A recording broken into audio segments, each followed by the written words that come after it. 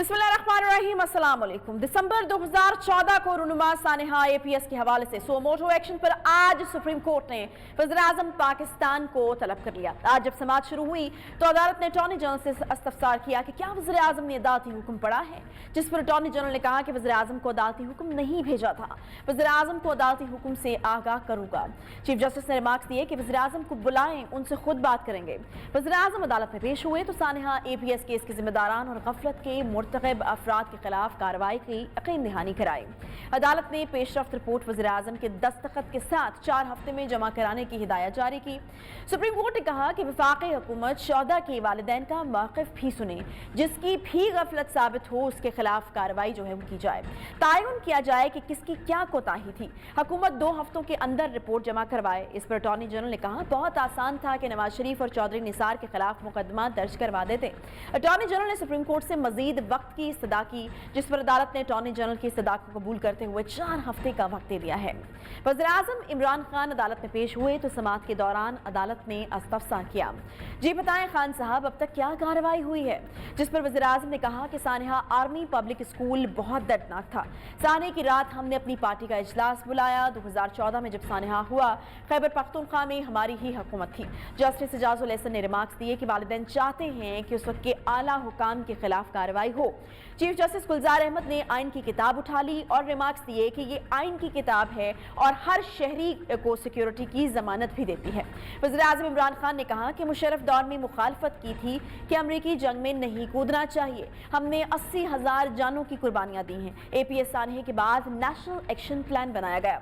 अवाम शदीद सदमे में थी। अवाम दहशतगर्दी के खिलाफ जंग में फौज की पुश्त पर खड़ी थी। जजेस ने रिमार्क्स दिए कि आप हमारे वज़ीर-ए-आज़म हैं, हमारे लिए काबिल एहतराम हैं। चीफ जस्टिस ऑफ पाकिस्तान ने रिमार्क्स दिए कि मुल्क में इतना बड़ा इंटेलिजेंस सिस्टम है, हमें आपकी पॉलिसी फैसलों से कोई सरोकार नहीं। इस पर वज़ीर-ए-आज़म ने कहा कि आप हुक्म करें, हम एक्शन लेंगे। अदालत ने कहा कि आप केस के मामले पर बात करें। वज़ीर-ए-आज़म ने कहा कि आपको सयाक़ो सबाक़ के हवाले से बताना चाहता हूँ। जब ये वाक़या हुआ तो फौरी पेशावर पहुँचा था। अदालत ने कहा कि अब तो आप इक़्तिदार में हैं, मुजरिमों को कटहरे में लाने के लिए क्या किया? जस्टिस काजी अमीन ने कहा कि मीडिया रिपोर्ट्स के मुताबिक आप तो उन लोगों से मुज़ाकरात कर रहे हैं। उस पर वज़ीर-ए-आज़म ने कहा कि मैं कानून की हुक्मरानी पर यकीन रखता हूँ, मुल्क में कोई भी कानून से बालातर नहीं है। अदालत ने इस्तफसार किया, वज़ीर-ए-आज़म साहब आप मुतासरा बच्चों के वालिदैन से मिले, आप उनको पुरसा दें, उनकी तसल्ली कराएं, शिकायत दूर करें। इस पर वज़ीर-ए-आज़म इमरान खान ने कहा कि मैं बच्चों के वालिदैन से कई बार मिला हूँ। बच्चों के वालिदैन को अल्लाह सब्र देगा, हम मुआवजे के अलावा क्या कर सकते थे? चीफ जस्टिस पाकिस्तान ने रिमार्क्स दिए कि वालिदैन को अजाला नहीं, अपने बच्चे चाहिए थे। 20 अक्टूबर का हमारा हुक्म है कि जिम्मेदारों का तयन करके कार्रवाई करें। अदालत ने हुकूमत को 4 हफ्तों की मोहलत दी है, जिसके बाद वज़ीर-ए-आज़म के दस्तखत से रिपोर्ट जमा करवाई जाएगी। इसी पर बात करेंगे जी, हमारे साथ मौजूद हैं साबिक defence secretary lieutenant general retired Naeem Khalid Lodhi साहब। जनरल साहब बहुत शुक्रिया प्रोग्राम में ज्वाइन करने के लिए। अदालत की जानिब से अहकामात जो हैं वो काफ़ी क्लैरिटी के साथ दिए गए हैं, बड़े वाज़ेह हैं। हुकूमत को 4 हफ्तों की मोहलत दी गई है। कमीशन रिपोर्ट के मुताबिक जो है वो कार्रवाई पर जवाब मांगा गया है। किस तरह से देख रहे हैं जनरल साहब इस सारी कार्रवाई को? जी, मैं समझता हूँ कि एक जमहूरी मुल्क के लिहाज से एक तो ये आज का वाक़या जो है इस बात को साबित करता है कि अदालतें आज़ाद हैं। उन्होंने तलब किया वज़ीर-ए-आज़म को और वज़ीर-ए-आज़म ने भी बहुत सूरत के साथ वहाँ पहुँचे, तो ये सारी खुश आइन बातें हैं। जैसे आपने थोड़ा सा जिक्र किया, ऑलरेडी आपको पता है एक बड़ा हाई लेवल अदालती कमीशन बनाया गया था इस सारे मामले की छानबीन करने के लिए और बाकायदा उन्होंने अपनी कंक्लूजन्स, अपनी फाइंडिंग्स और अपनी रिकमेंडेशंस दी हैं। अब हुकूमत को मेरा ख्याल ये रिपोर्ट देना है कि वो जो उनकी रिकमेंडेशंस हैं उनमें से कितनी पर अमल हुआ और कितनी पर अमल नहीं हुआ। तो उसके लिए तो 4 हफ्ते बहुत हैं। अलबत्ता अगर जैसे अदालत आला ने ये भी कहा कि सेटिस्फाई किया जाए जो ये वालिदैन है, जो कि मैं समझता हूँ बहुत ज़रूरी बात है, क्योंकि असल मुद्दई तो वही हैं, उनके लख्ते जिगर गए हैं। तो अगर वो अदम एतमाद का इजहार कर दें उस अदालती कमीशन पर, फिर हो सकता है कि सुप्रीम कोर्ट दूसरा अदालती कमीशन बनाए, उसमें फिर टाइम लगेगा। 4 हफ्ते काफ़ी नहीं होंगे। लेकिन मेरा अपना समझना ऐसा है कि अगर उस पुराने कमीशन के तमाम रिकमेंडेशन पर अमल कर दिया जाए तो मेरा ख्याल है सुप्रीम कोर्ट भी सेटिस्फाई हो जाएगी और शायद अगर वज़ीर-ए-आज़म खुद کنونس کرنے کی کوشش کریں جو لاحقین ہیں تو شاید وہ بھی کنونس ہو جائیں. تو مجھے لگتا ہے کہ اچھی ڈائریکشن دی ہے سپریم کورٹ نے. اللہ کرے کہ بھی اچھے طریقے سے اچھی رپورٹ جو ہے وہ پیش کی جائے اور اس کے اندر کوئی بہانے بنائے بغیر جن کے خلاف جو ایکشن ہونا ہے وہ ہو. لیکن ایک دو باتیں میں بتانا چاہوں گا. ایک تو یہ کہ 6 لوگوں کو سزائے موت ہوئی تھی اسی سے ریلیٹڈ جو ہے اپنے ملٹری کورٹ سے. 5 پر عمل درآمد ہو چکا اور ایک جو ہے وہ پینڈنگ ہے کیونکہ وہ اسٹے وغیرہ لیا ہوا ہے. 4 فوجی افسروں کو سزائیں دی گئیں فوجی افسرز کو اس لیے کہ وہ کوتاہی پائی گئی یا انہوں نے صحیح طریقے سے اپنا مشن سر انجام نہیں دیا. اس کے علاوہ یہ بھی میں ایڈ کر دوں کہ کچھ لوگوں کو کیفر کردار تک مختلف آپریشن میں پہنچا دیا گیا. لہٰذا اے پی ایس سے ریلیٹڈ کوئی ایک اکا دکا کہیں کوئی بندہ ہوگا تو ہوگا. تو یہ تحریک طالبان پاکستان کے ساتھ موجودہ مذاکرات ہیں یہ تھوڑا مختلف چیز ہے. وہ اگلے سوال میں پھر میں آپ کو اس کا جواب دوں گا. بالکل جن صاحب میں اس پہ بھی بات کرنا چاہوں گی کیونکہ عدالت میں ذکر ہوا ہے اس کا بھی کہ میڈیا رپورٹس کے مطابق حکومت کسی گروہ سے جو ہے وہ مذاکرات کرنے جا رہی ہے اور خبریں یہ بھی ہے کہ حکومت ٹی ٹی پی کے ساتھ جو ہے وہ مذاکرات چاہتی ہے اور ٹی ٹی پی وہی ہے جس نے اے پی ایس واقعے کی جو ذمہ داری تھی وہ قبول کی تھی. تو آپ کو لگتا ہے کہ یہ ٹی ٹی پی کے ساتھ مذاکرات ہونے چاہیے؟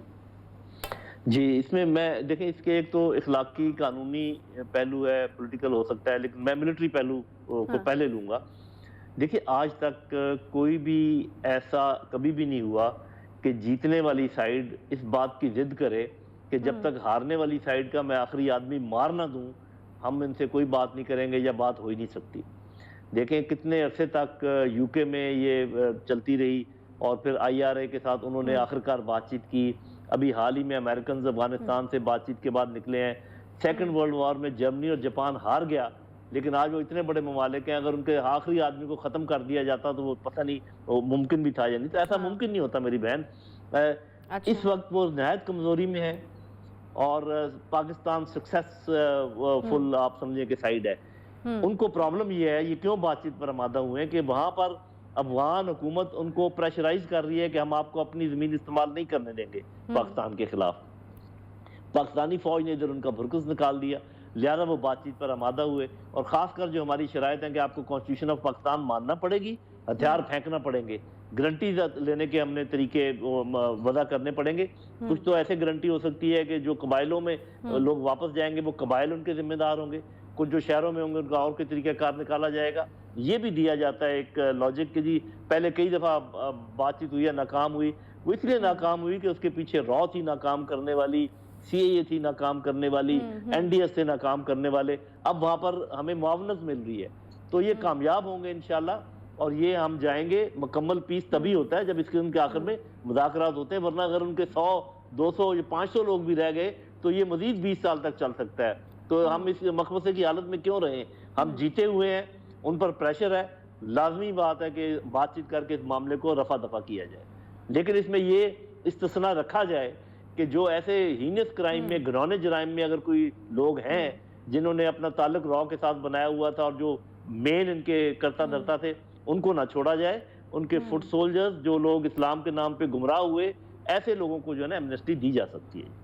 لیکن جن صاحب اس چیز پہ تو پھر بار بار سوال اٹھ رہا ہے کہ آخر کیا حکومت پاکستان کی اتنی کوئی مجبوری ہے کہ بات چیت کے ٹیبل پر جو ہے ان لوگوں کے ساتھ بیٹھنا پڑا جنہوں نے اے پی ایس جیسا گھناؤنی حرکت میں وہ ملوث تھے اور وہ انہوں نے کی ہے ہماری قوم کے بچوں کو انہوں نے جس طریقے سے شہید کیا ہے. اگر افغانستان میں ان کے پاس جگہ نہیں ہے پاکستان میں آپ نے کہا کہ ان کا بھرکس نکال دیا گیا ہے تو پھر کیوں اس طرح کے عناصر کو کرش کیوں نہیں کیا جا سکتا کیوں ایونچولی جو ہے وہ ان کے ساتھ بات چیت کرنا پڑے کیونکہ آپ بھی جانتے ہیں کہ اصل جو مدعی ہیں اس کیس کی obviously اے پی ایس میں جو بچے شہید ہوئے ہیں ان کے پیرنٹس ہیں والدین اور وہ چاہتے ہیں کہ ایسے لوگوں کو سزا مل سکے جو کہ ان کے بچوں کو شہید کرنے میں ملوث ہیں. جی پہلی بات تو یہ ہے کہ بات چیت کرنے کا ہرگز یہ مطلب نہیں ہوتا کہ گھٹنے ٹیکے جائیں. صاف ظاہر ہے بات چیت 2 سائیڈوں کے درمیان ہوتی ہے ایک جیتی ہوئی ہوتی ہے ایک ہاری ہوئی ہوتی ہے. تو گھٹنے تو ہاری ہوئی سائیڈ ٹیکتی ہے جیتی ہوئی سائیڈ کبھی گھٹنے نہیں ٹیکتی. دوسری بات یہ ہے کہ یہ میں پہلے واضح کر چکا ہوں کہ کیوں بات چیت کرنا ضروری ہے. آخری آدمی جو آپ کہہ رہے ہیں کرش کر دینا چاہیے کرش تو وہ ہو گئے لیکن کرش کرنے کا تنظیم کرش ہوتی ہے آخری آدمی کرش نہیں ہوتا. یہ دیکھنے کی بات ہے. اور جو سانحے کے ساتھ جو زیادہ لوگ انوالو تھے ان سب کو کیفر کردار تک پہنچا دیا گیا ہے. لیکن یہ باتیں میں مانتا ہوں کہ جب تک آپ لواحقین کو سیٹسفائی نہیں کرتے، ان کو یہ بتا نہیں دیتے ساری باتیں اور وہ مان نہیں جاتے، اس وقت تک میرا خیال ہے کہ شاید اسٹیٹ کے پاس یہ نہ ہو پاور کہ ان کے بہاف پہ ان لوگوں کو معاف کر دیں جو کہ چند ایک رہ گئے ہوں گے. باقی لوگوں کو جن کو ایمنسٹی دی جا رہی ہے یہ وہ لوگ ہرگز نہیں ہیں. جو اے پی ایس سے ریلیٹڈ لوگ ہیں وہ آپ کو نہیں ملے گا، وہ ختم کر دیے گئے ہیں. کوئی ایک آدھ اگر بھاگا ہوا ہوگا اس کو بھی ہم دیکھ لیں گے انشاءاللہ. نہیں تو اس کا فیصلہ جلد سے ہونا کیسے چاہیے؟ ٹی ٹی پی سے مذاکرات کے لیے ریفرینڈم ہونا چاہیے یا پھر آپ کو لگتا ہے کہ پارلیمنٹ میں اس پر بحث ہونی چاہیے تو پھر ہم کسی نتیجے پر پہنچ سکتے ہیں؟ جتنے بھی امپورٹنٹ معاملات ہوتے ہیں، دیکھیے حکومت وقت جو ہے اس کو مینڈیٹ حاصل ہے عوام پاکستان کے بہاف پہ بات چیت کرنے کا. ایسے تو ہر چیز کو اگر وہ پوچھنے لگ جائیں، ریفرینڈم کرنے لگ جائیں، پھر تو یہ لامتناہی سلسلہ ہو جائے، کبھی کا کام ہو ہی نہ. حکومتیں کام کیسے کرتی ہیں؟ حکومتیں مینڈیٹ لے کر آتی ہیں، ان کے پاس یہ مینڈیٹ ہوتا ہے کہ وہ عوام کے بہاف پہ بات کریں. البتہ اس قسم کے جو سینسٹیو معاملات ہیں ان کا یہی طریقہ ہے کہ جیسے ابھی یہ لایا گیا ہے میڈیا میں، بتایا گیا ہے میڈیا کو، یہاں پہ بحث شروع ہو گئی ہے، آپ اور میں بات کر رہے ہیں، بات عدالتوں تک گئی ہوئی ہے. اسی کو کہتے ہیں کہ to build the consensus, national consensus. تو اب جو میں جو اس میں دلائل دے رہا ہوں، اگر کسی کو اچھے لگیں گے، یہ بات آگے پھیلے گی، آپ کچھ باتیں کر رہی ہیں، تو اسی طریقے سے کنسنسس پیدا ہوتا ہے. اور اس کے بعد ہم نے یہ چیز دیکھیں، جو ہمارا ماحول ہے نا پارلیمنٹ کا، اگر تو وہ ایسا ہوتا کہ وہاں پر بہت سنجیدہ گفتگو ہو سکتی ہے اور سنجیدہ طریقے سے کراس دی ٹیبل دلائل دینے کے بعد ووٹنگ ہو سکتی ہے، تو اگر آپ سمجھتی ہیں ایسا ہو سکتا ہے تو وہاں بھی یہ کیا ہے. میرا خیال زیادہ سے زیادہ جو کام ہو سکتا ہے وہ کیا جا رہا ہے، وہ یہ ہے کہ جو ان کیمرہ بریفنگ دی جا رہی ہے، اسی کو کہتے ہیں پارلیمنٹ کو ساتھ لے کے چلنا. اور پارلیمنٹ کو کیسے ساتھ لے کے چلتے ہیں؟ صحیح. آپ کو لگتا ہے کہ یہ حکومت کو ہی ایونچولی جو یہ فیصلہ کرنا ہوگا؟ اچھا، 4 ہفتے کی مہلت ملی ہے جنرل صاحب، میں جاننا آپ سے چاہ رہی ہوں کہ کیا آپ کو لگتا ہے کہ جو جواب جمع کرایا جائے گا سیٹسفیکٹری ہوگا، اور اگر نہیں ہوتا ہے تو پھر کیا حکومت کو بھی کوئی خطرہ؟ اس طرح کی بھی کچھ باتیں بھی چل رہی تھیں، تو اس طرح کی کوئی چیز آپ کو لگتی ہے کہ ہو سکتا ہے؟ جی دیکھیں، پہلی بات تو یہ کہ یہ 4 ہفتے میں سمجھتا ہوں کہ اگر تو جو ایگزسٹنگ کمیشن جس کا پہلے ہو چکی ہے انکوائری، جوڈیشل کمیشن، اگر اس کی ریکمنڈیشنز پر عمل درآمد کی بات ہو پھر تو یہ 4 ہفتے کافی ہیں. لیکن اگر لواحقین اس پر عدم اعتماد کا اظہار کر دیں اور سپریم کورٹ کے پاس پھر واپس یہ آنا پڑے گا کہ جی یہ باتیں تو ہو چکی ہیں لیکن یہ لوگ نہیں اس پہ اعتماد کر رہے، پھر سپریم کورٹ شاید نئی ڈائریکشن جاری کرے گی، اس کو پھر ہمیں دیکھنا پڑے گا. اس کے لیے یہ ٹائم شاید کافی نہیں ہوگا. جی صحیح، بہت شکریہ جی. لیفٹیننٹ جنرل ریٹائرڈ نعیم خالد لودھی صاحب ہمارے ساتھ موجود تھے، سابق ڈیفنس سیکرٹری، اور بڑی تفصیلی گفتگو جو ہے وہ اس مدعے کے اوپر ہم نے ان سے کی. چھوٹا سا یہاں پہ کوئکلی بریک لیں گے، بریک کے بعد آپ ساتھ رہیے.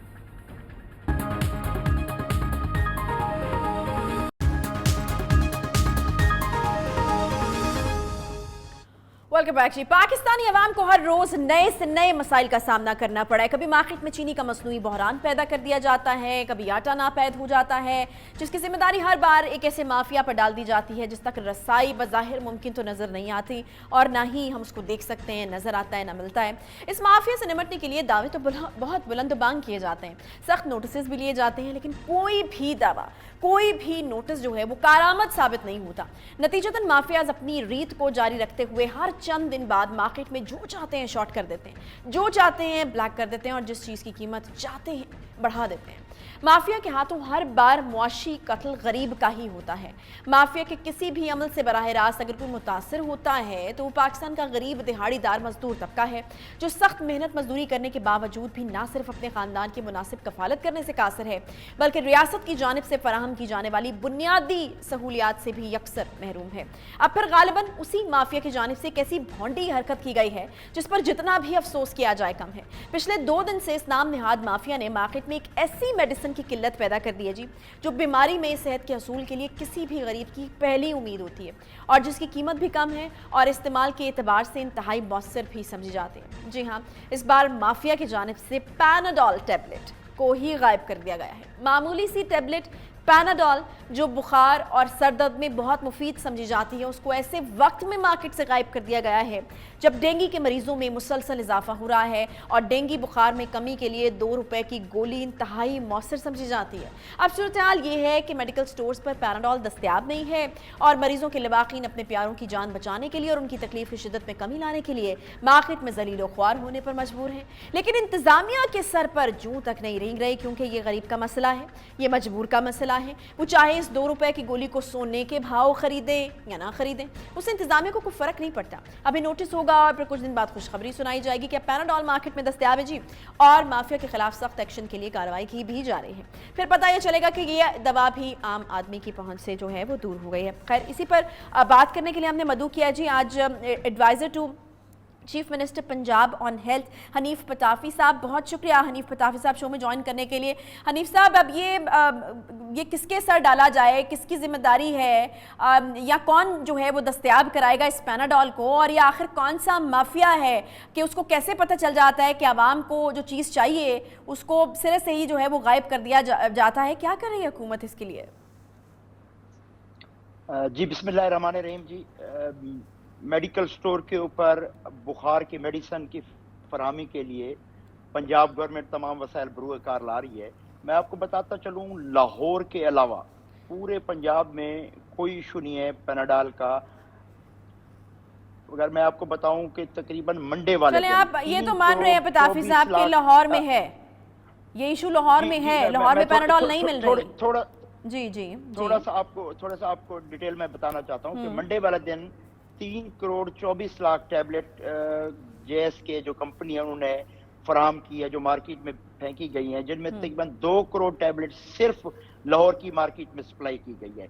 एक तो मैं आपके प्रोग्राम के तवज्जो से आवाम को ये बताना चाहूंगा कि सिर्फ पैनाडॉल ही नहीं, इसी साल्ट में तकरीबन टोटल जो हमने इसको चेकिंग कराई 22 जो हमारे पास सप्लायर हैं, जो ड्रैब के पास रजिस्टर हैं, 22 सप्लायर हैं। अच्छा। मुख्तलिफ ब्रांड के नाम के साथ ये मेडिसिन अवेलेबल है। लेकिन इस वक्त कुछ 6 जो सप्लायर हैं वो मार्केट में सप्लाई दे रहे हैं। 6 इसी साल्ट में मुख्तलिफ कंपनीज के 6 ब्रांड अवेलेबल हैं। अच्छा। बात आती है फिर लाहौर की। लाहौर में कुछ इसकी शॉर्टेज आई है, तो इंशाल्लाह 20 तारीख को यही कंपनी 1.5 करोड़ टैबलेट इसकी फिर सप्लाई देने जा रही है। 2 करोड़ टैबलेट इस वक्त इस कंपनी के मुल्तान के वेयर हाउस में अवेलेबल हैं। तो मैं आपको इंशाल्लाह इंश्योर करता हूं। पता है साहब, ये चलिए ये अच्छी बात है, ये अच्छी बात है कि आपने जो, चलिए मुझे भी तो कुछ ऐड करने दीजिए ना। मैंने कहा ये अच्छी बात है, मैं आपको रिक्वेस्ट करने का पूरा टाइम दूंगी। चलिए आपने, ये तो बड़ी अच्छी बात है कि आपने माना कि लाहौर में ये प्रॉब्लम है, लेकिन सवाल ये है कि ये जो आप कह रहे हैं कि कुछ शॉर्टेज आई है, कुछ नहीं, बहुत ज़्यादा मसला है सर यहाँ पर। मुझे बताइएगा कि इसकी वजह क्या हुई, आखिर क्यों ये शॉर्टेज जो है वो आई है और आवाम को क्यों ख्वार होना पड़ा एक पैनाडॉल की गोली के लिए? देखिए, इसकी मेन वजह तो वो डेंगू है। डेंगू बुखार की वजह से इसकी डिमांड में एकदम इजाफा हुआ है। एक तो मैं आपको बताता चलूं कि पब्लिक सेक्टर में हमारे जितने टीचिंग हॉस्पिटल हैं, DHQ, THQ, RSU और PHU, पब्लिक सेक्टर में वाफिर मिकदार में हमारे पास पैनाडॉल मौजूद है। लेकिन जब हम आते हैं प्राइवेट सेक्टर में, मेडिकल स्टोर के हवाले से बात करते हैं, तो उसमें हमें लाहौर में कुछ शॉर्टेज का सामना करना पड़ा है। और ऐसे कुछ माफियाज हैं, उनके खिलाफ डेली बेसिस पे आज भी तकरीबन 590 जो मेडिकल स्टोर हैं, जो स्पॉट उनकी चेकिंग की गई है, उनकी जिन्होंने होल्डिंग की हुई थी उनके खिलाफ FIR भी की गई है और मार्केट में प्रोडक्ट को सप्लाई की गई है। तो एक तो मेरी तो आवाम से भी रिक्वेस्ट होगी, जब एक चीज की शॉर्टेज होती है, जब पेट्रोल शॉर्ट होता है, जिस आदमी ने 1 लीटर पेट्रोल डलवाना हो तो उसको टैंकी फुल करवा लेता है। तो मेरी आवाम से ये रिक्वेस्ट होगी कि गवर्नमेंट पूरी तरह विजिलेंट है, कोई शॉर्टेज हम नहीं आने देंगे। आप अपनी डिमांड के मुताबिक परचेज करें। अभी मैंने ये देखा गया है कि हमारी कि जिसको जरूरत एक टैबलेट, एक पत्ता जिसको जरूरत है वो 10-10 पत्ते लेके जा रहा है। तो इंशाल्लाह गवर्नमेंट ऑफ पंजाब तमाम चलिए ये तो ठीक बात है आपकी पताफी साहब के, अगर एक पत्ता चाहिए तो 10 नहीं, लेकिन अभी जेन्युइनली लोगों को जरूरत है। डेंगू बहुत तेजी से फैल रहा है और वो भी यकीनन बहुत सी ऐसी कोताहियां हमसे हुई हैं जिसकी वजह से हम देख रहे हैं कि डेंगू जिस नहज पे पहुंचा हुआ है, लोगों की अमवात बढ़ती जा रही है हर गुजरते दिन के साथ। तो ये तो फिर मतलब किसी एंगल से मैं आपको कहूंगी कि आपकी बात कुछ उसी तरह से मुझे लग रही है जैसे कि आप चीनी खाएं ना, अगर चीनी महंगी हो गई है तो पैनाडॉल की जरूरत तो जेन्युइनली है और एक आम आदमी को नहीं मिल रही है। जी बिल्कुल, आपसे डेंगू की अगर मैं बात करूं तो गवर्नमेंट ऑफ पंजाब फरवरी से ही विजिलेंट थी। सीएम उस्मान बुज़दार साहब, हमारी minister health Yasmin Rashid, chief secretary, फरवरी से इसके ऊपर 15 से ज्यादा मीटिंग सीएम उस्मान बुज़दार साहब इसकी चेयर कर चुके हैं। डीसी और सीओ तमाम डिस्ट्रिक्ट में इसके इंचार्ज हैं। फरवरी से इसकी सर्वेलेंस की गई, लार्वा डिटेक्शन की गई। लेकिन आपको पता है कि इस साल कोई खास सर्कमस्टांसेस थे, हेल्थ डिपार्टमेंट को कई चैलेंज का सामना था। इसमें आपको बताओ, पोलियो का चैलेंज का सामना था, हमें कोविड का सामना था, मिजल पताफी साहब, लाहौर में सॉरी, मतलब पता नहीं, आई डोंट नो, मुझे ये बायबल लग नहीं रही है आपकी लॉजिक। अगर कोरोना मौजूद था तो हम डेंगू की तरफ से इतने गाफिल रहे, या फिर हम डेंगू को उस तरह से कंट्रोल नहीं कर सके कि अब हम देख रहे हैं कि डेंगू के साथ जो है अमवात का सिलसिला जो है वो तेज़ी से शुरू हो गया है। अगर मुख्तलिफ किस्म के सर्कमस्टांसेस थे तो शायद हमारी तैयारी भी उसके मुताबिक होनी चाहिए थी।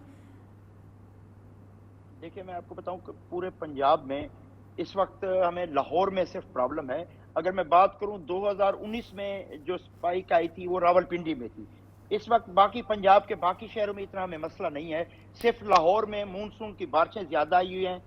और खास तौर पे ये उन एरियाज में हमें प्रॉब्लम है जहाँ पे नर्सरीज हैं, जहाँ पे लोगों के बड़े बड़े घर हैं, जिनने कोई बर्ड्स पॉल्स रखे हुए हैं, जिन्होंने केयर नहीं की। गवर्नमेंट ने अपनी तरफ से तमाम वसाइल बरूकार लिए। एक एक घर तक पहुंचना मैं समझता हूँ मुमकिन नहीं है, लेकिन फिर भी हमारी जो फील्ड फोर्स है उन्होंने तमाम अपने वसाइल बरूकार लाए। स्प्रे भी किए गए, फोगिंग की गई, लार्वा डिटेक्शन की गई, जिन्होंने खिलाफ वर्जी की उनके खिलाफ FIR भी की गई। लेकिन बदकिस्म से मैं मानता हूँ कि लाहौर में नेग्लिजेंस हुई है। हमारी जो यहाँ पे टीम थी, जो उस वक्त CEO हेल्थ थे, पताफी साहब, आप कन्फेस कर रहे हैं, बड़ी अच्छी बात है, लेकिन मैं आपको बताऊं लोग जान से जा रहे हैं। मैं बात को थोड़ा कंप्लीट होने दें। अभी मैं बात करूं ट्रीटमेंट के हवाले से, तो डेंगू की तशखीस से लेके ट्रीटमेंट तक 100% फ्री है। एक्सपो सेंटर में एक्स्ट्रा बेड लगाए गए हैं, तमाम टीचिंग हॉस्पिटल और DHQ हॉस्पिटल में एक्स्ट्रा बेड लगाए गए हैं, तमाम मेडिसिन टेस्ट से लेकर मेडिसिन फ्री फराहम की जा रही है। और जितने भी डेंगू के पेशेंट हैं उनको बेहतरीन तिब्बी सहूलियात पैनाडोल से हमने शुरू किया था, और माफिया का आपने जिक्र भी किया कि माफियाज एक्टिव होते हैं, माफिया सरगर्म होते हैं। आपके तो बड़े बड़े मिनिस्टर्स खुद आकर जो है वो ये बोल चुके हैं कि माफियाज जो हैं वो कंट्रोल में नहीं हैं, और माफिया पर कंट्रोल में आते हैं हमने देखे भी नहीं हैं आज तक। सीधी सी बात है, हमने नहीं देखा कि किसी माफिया को जो है वो गवर्नमेंट ने आपकी कंट्रोल कर लिया हो या पूरे तरीके से काबू कर लिया हो और वो चीज़ जो है वो आम आदमी की पहुँच में आ गई हो। अब मुझे पैनाडोल की गोली का बता दीजिए कि ये माफिया जो है वो क्या वाकई कंट्रोल हो जाएगा और मिल जाएगी एक 2 रुपए की गोली यहाँ एक आम आदमी को? जी, मैं पैनाडोल की तरफ आते हैं तो मैं पहले आपको बताया कि मार्केट में पार्शली अवेलेबल है लाहौर में, बाकी पूरे पंजाब में अवेलेबल है। अच्छा, अब बात करते हैं 22 से एक मैंने आपको बताया मैन्युफैक्चरर है पंजाब में इसके, लेकिन बदकिस्मती से सिर्फ 6 जो मैन्युफैक्चरर हैं, क्योंकि रॉ मटेरियल और जो इंटरमीडिएट्स हैं उनकी कोई प्राइसेस बढ़ी हैं। अभी तक हमने इसकी क्योंकि प्राइस नहीं बढ़ी पैनाडोल की, तो उन्होंने इसकी मैन्युफैक्चरिंग ही बंद कर दी थी। तो मैं आपको तो पब्लिक सेक्टर में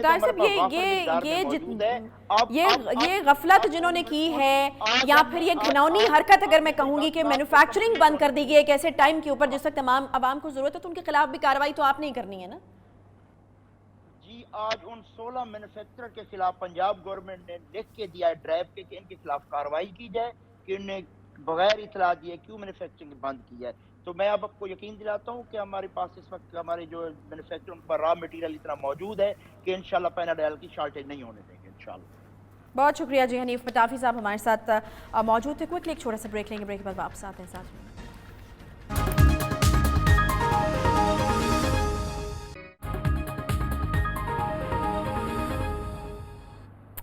अवाम इस वक्त महंगाई के हाथों शदीद मुश्किलात का शिकार है। रोज़मर्रा की अशिया ज़रूरिया ख़रीदने की क़ुव्वत ख़रीद जो है वो कम होती जा रही है, जबकि आम आदमी की आमदन में इजाफा महंगाई की शरह में इजाफे से बहुत कम है। डॉलर आसमान पर पहुंच चुका है। पेट्रोल की कीमत में हर 15 दिन के बाद मुसलसल इजाफा किया जा रहा है, और फिर प्राइम मिनिस्टर साहब आकर ये कहते हैं कि पेट्रोल तो महंगा करना पड़ेगा। गैस का बहरान सर उठाने को, बिजली की कीमतें उसमें इजाफा हो रहा है। चीनी 150 की होने के बाद मंजर से ही गायब हो चुकी।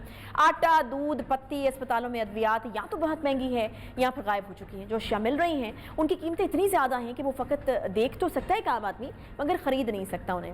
वज़ीर-ए-आज़म इमरान खान समेत पीटीआई के तमाम वज़रा पाकिस्तान में महंगाई की सूरत हाल को आलमी मंजरनामे से जोड़ते हुए नजर आते हैं, फिर दूसरे ममालिक में महंगाई के मुवाज़ने अपने मुल्क की करेंसी से करके बताते हैं कि पाकिस्तान में पेट्रोल सबसे सस्ता है।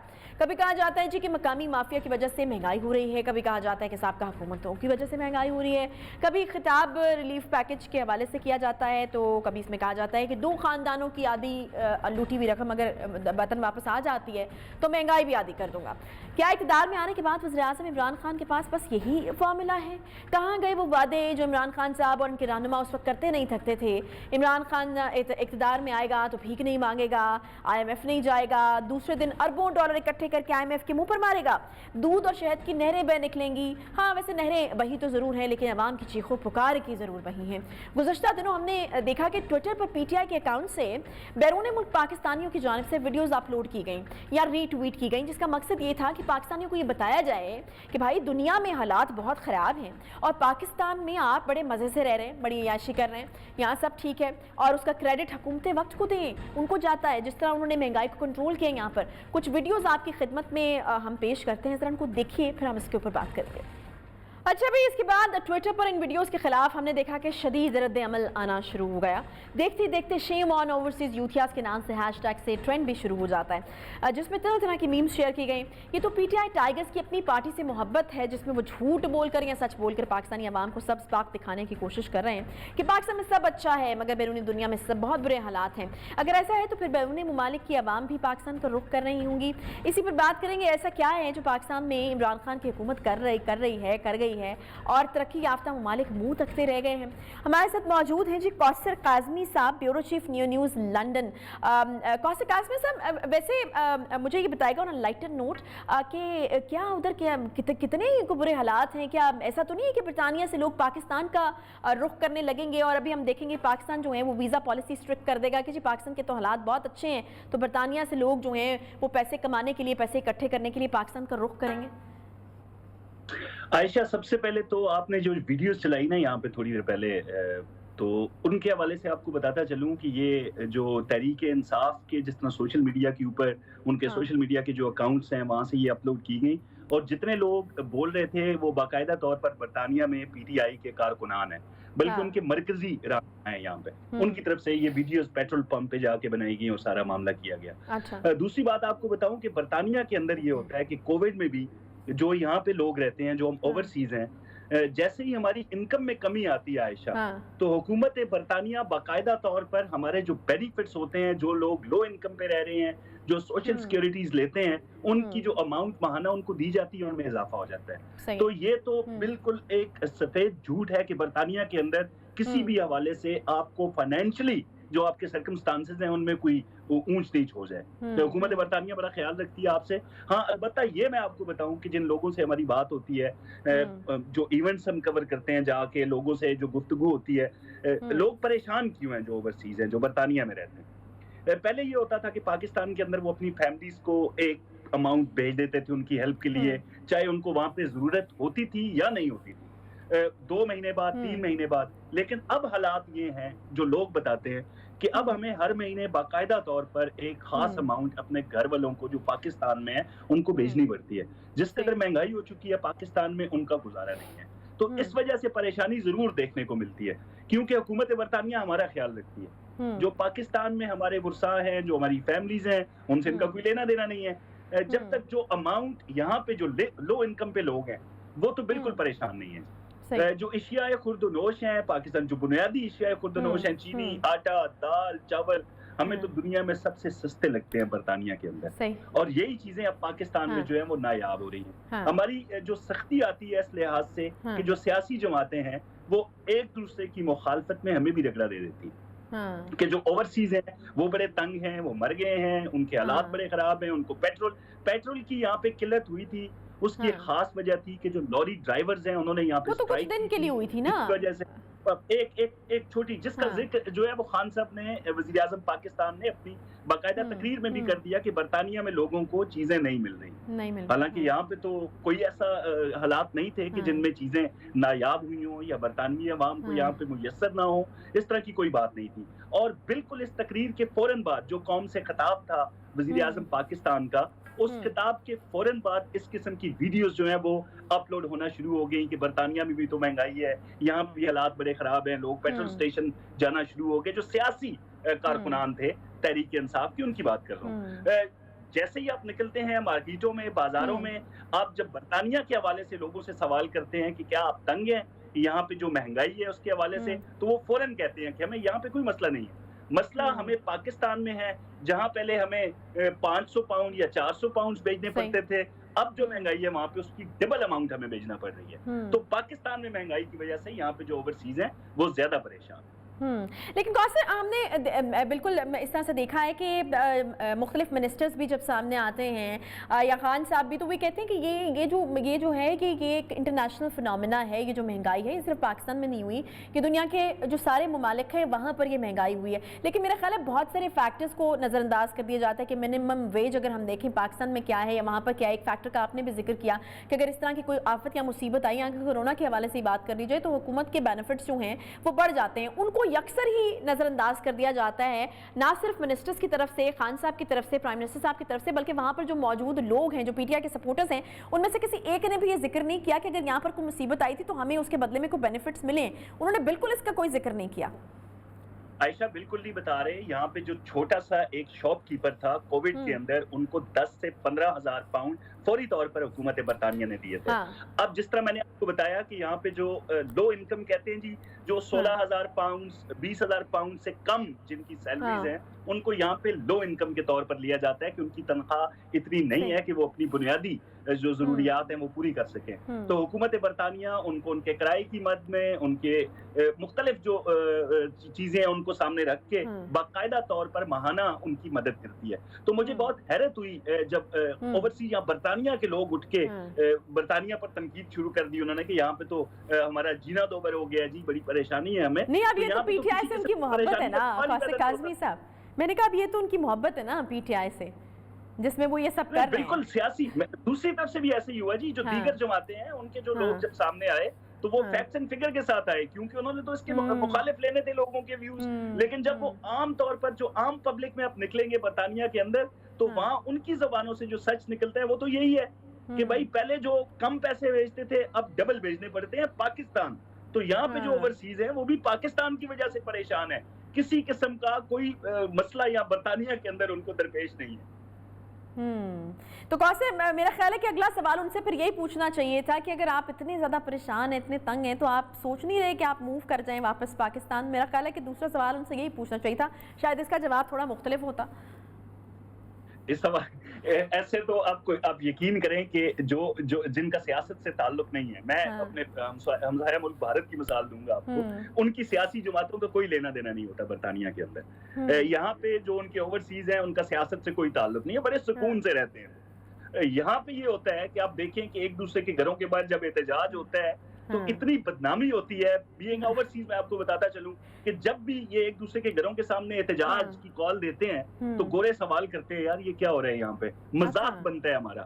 تو وہی روایت انہوں نے سامنے رکھی. مہنگائی کو لے کر جھوٹ بولا گیا, پاکستانی عوام کو بے وقوف بنایا گیا, یار آپ پاؤنڈز کما رہے ہیں یہاں پہ, آپ نہیں کماتے, سوشل سیکیورٹی سے آپ اچھا خاصا پیسہ لیتے ہیں حکومت برطانیہ سے, اور پھر کسی حکومت کے خلاف کسی سیولائز جو ایک معاشرہ ہے اس کے حوالے سے آپ باتیں کر رہے ہیں صرف اپنے سیاسی لیڈران کو. صحیح, بہت شکریہ قاسم کاظمی صاحب. ٹائم ہمارے پاس ختم ہو گیا. ایک تو یہ پوائنٹ جو کہ قاسم کاظمی صاحب دے رہے تھے کہ وہاں پر آپ اتنے بینیفٹس لیتے ہیں پھر آپ اسی حکومت کو برا کہتے ہیں. دوسرا, یہاں پر کتنے لوگوں کے دل جلیں گے. ایک تو آپ برطانیہ میں بیٹھے ہیں, بینیفٹس لے رہے ہیں, سب اچھا چل رہا ہے, اچھا لائف اسٹائل انجوائے کر رہے ہیں, اور آپ ہمیں کہہ رہے ہیں کہ جی یہاں پر کوئی مسئلہ نہیں ہے. ایک دفعہ یہاں پر آ کر دیکھیں پھر آپ کو پتہ چلے. تو وہ بہت زیادہ لے دے جو ہو رہی ہے سوشل میڈیا پلیٹ فارم پر ہم دیکھ رہے ہیں ان لوگوں کے جنہوں نے پی ٹی آئی کے حق میں جو ہے وہ باتیں کی ہیں. اس کے ساتھ ہی پروگرام کا وقت یہاں پر ختم ہو جائے. انشاءاللہ آپ سے کل ملاقات ہوگی. خیال رکھیے اپنا. اللہ.